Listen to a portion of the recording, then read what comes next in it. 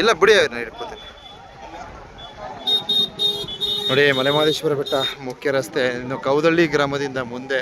So ತಾವು ವೀಕ್ಷಣೆ ಮಾಡ್ಬೋದು, ಒಂದು ದೊಡ್ಡ ಮಟ್ಟದ ಅಪಘಾತ ಆಗಿದೆ. ಏನೋ ಆ ಒಂದು ಲೈಟ್ ಕಂಬ ಏನಿದೆ ಅಲ್ಲಿ ಹೊಡೆದಂಥ ವಾಹನ.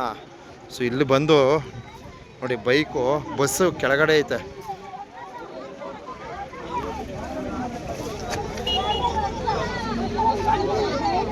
ನೋಡಿ ಜನ ತುಂಬ ಇದ್ದಾರೆ ನೋಡ್ರಪ್ಪ.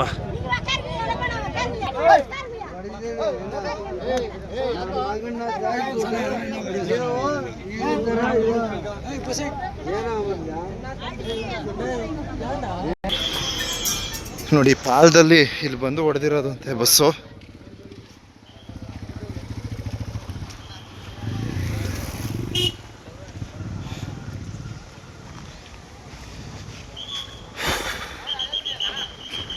ನೋಡಿ ನಮ್ಮ ಕೌದಳ್ಳಿ ಗ್ರಾಮದ ಜನತೆ ನೋಡಿ ಈ ರೀತಿ ಸೇರಿದ್ದಾರೆ ನೋಡಿ.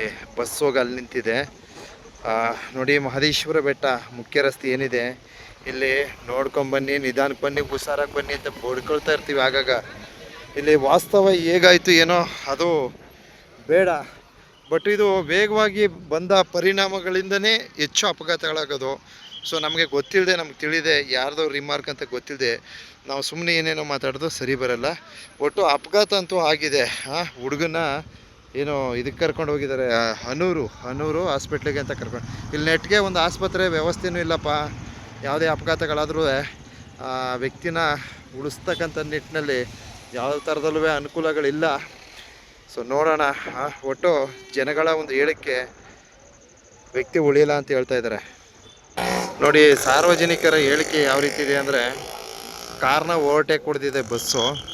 ಸೊ ಬೈಕಲ್ಲಿ ಬರ್ತಿದ್ದಂತಹ ಹುಡುಗನಿಗೂ ಹೊಡೆದಿದ್ದಾರೆ. ಈ ಥರ ಸಾರ್ವಜನಿಕರು ಒಂದು ಹೇಳಿಕೆಯನ್ನು ನೀಡ್ತಾ ಇದ್ದಾರೆ.